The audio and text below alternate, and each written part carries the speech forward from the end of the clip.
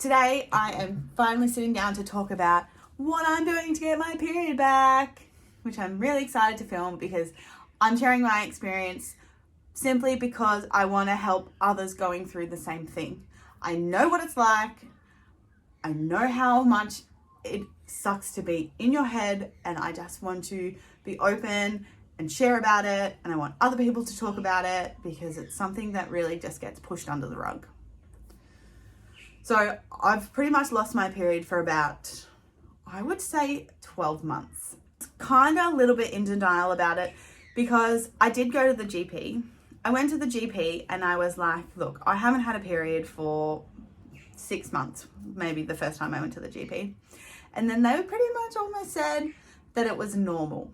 So then I was a little bit confused by that because I was like, it ain't normal.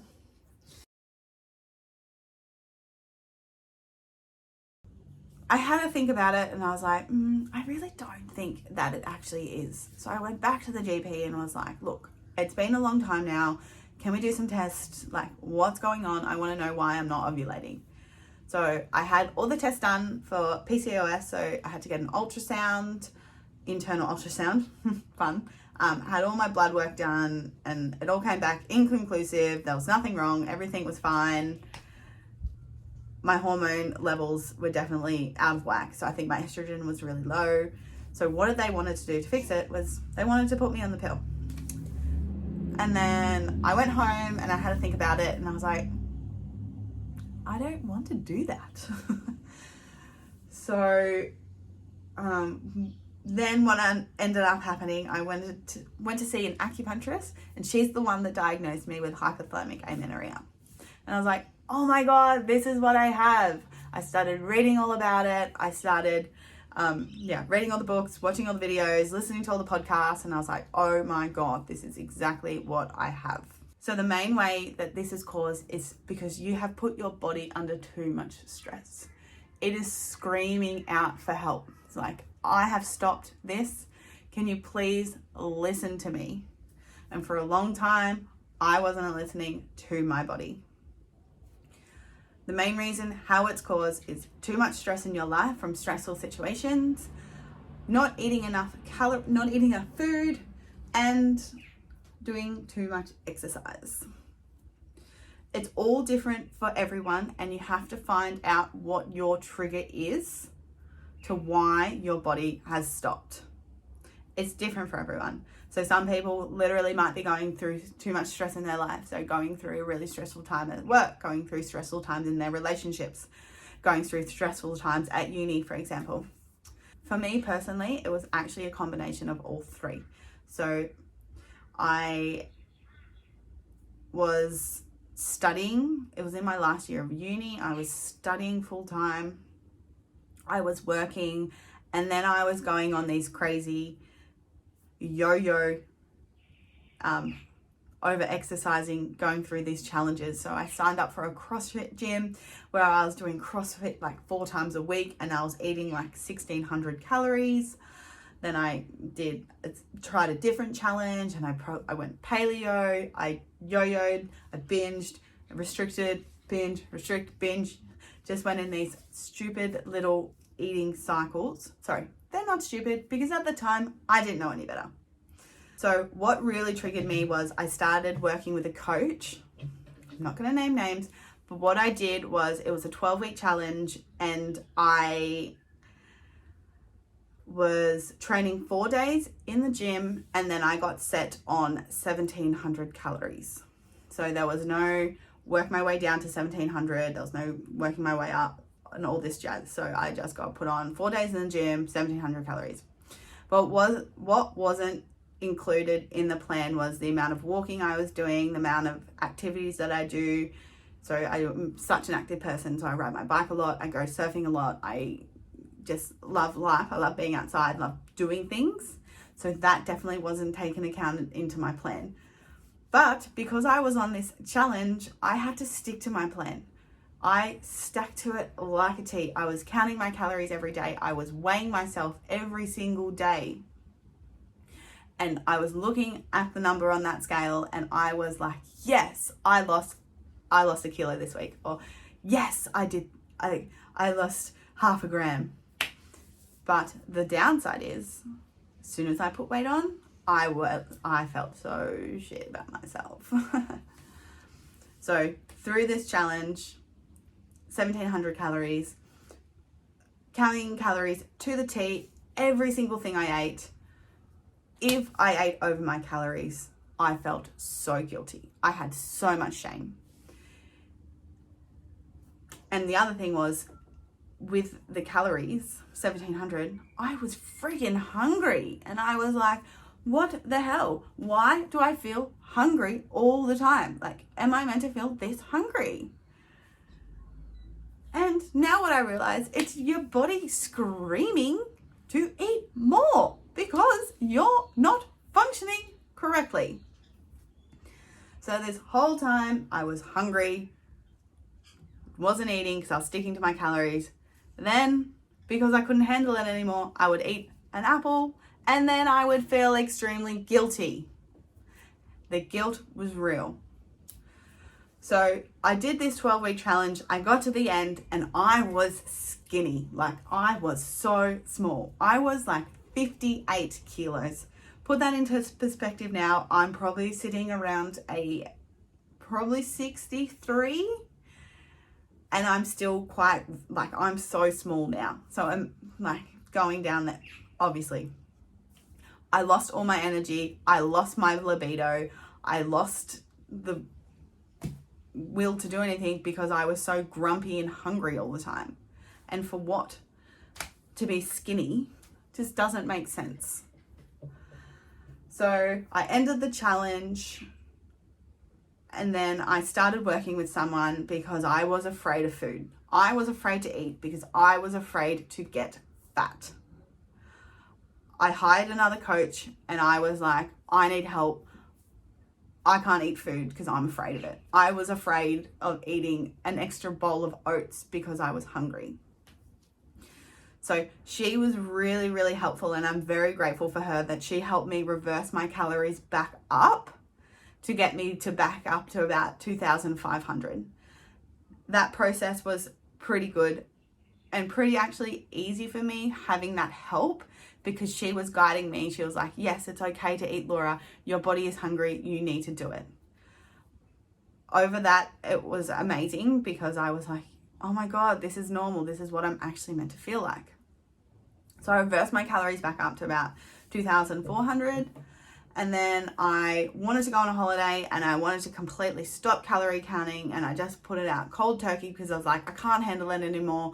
I don't want to do this. It's not worth it. So I was like, stop working with her, went on a holiday, and that was my van trip. And then I was like, oh my God, it feels so free not to have to worry about food, not to have to worry about calories, and I can pretty much kind of eat whatever I want. Unfortunately, in my brain, because I counted calories for so long, that I knew kind of what was what. So I still kind of knew what I was eating. But that was okay. So then I got back from holidays, and then I was like, all right, I'm setting the goal. I'm actually serious about getting my period back now. I actually want to get it back.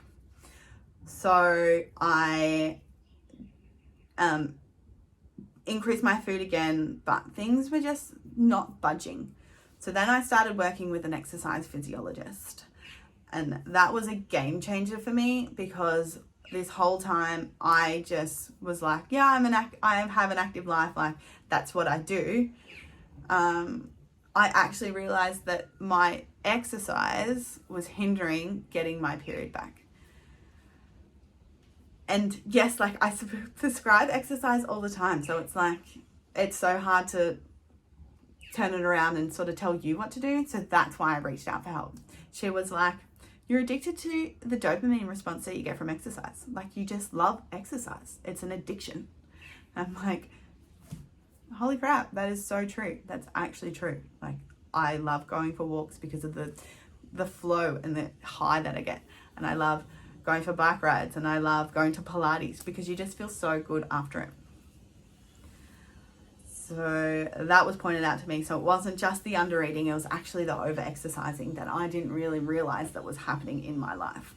looking back probably 12 months ago, you probably wouldn't have known it, but I was angry. I was irritable. I was angry. I was frustrated with life. I was glass half empty kind of human. I always saw the negative. I was a pessimist. And I just eventually just reached this point of life doesn't have to be like this. Don't have to be angry all the time. Life is meant to be fun.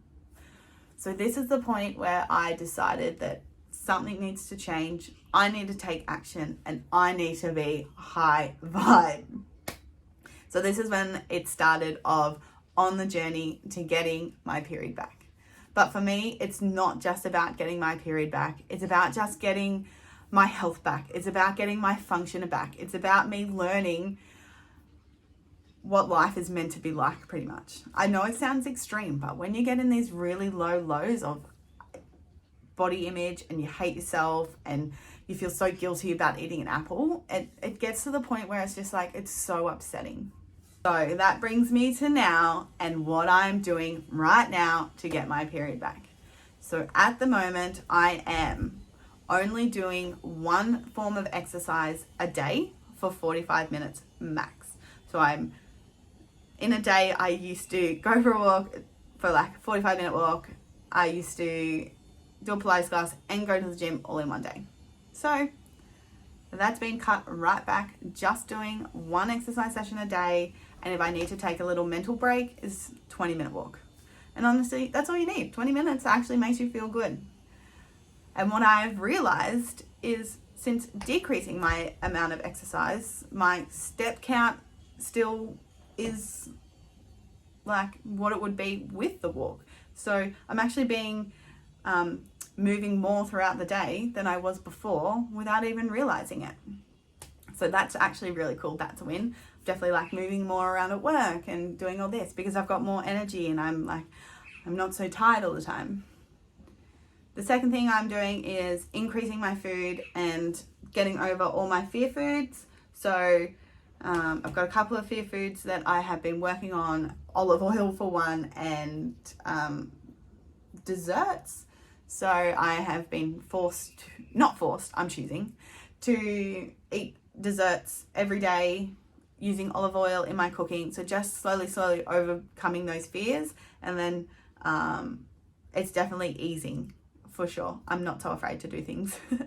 But yeah, making sure I am eating a more like energy dense carbohydrates. So I am one for eating so many vegetables because I freaking love vegetables, but reducing the amount of vegetables I'm eating and replacing them with more dense carbohydrates for energy. So eating more rice and less vegetables, or eating toast and like less bananas, for example. So yes, carbs are carbs, but there's definitely more of that energy available in dense carbs than what they are in like vegetables, for example.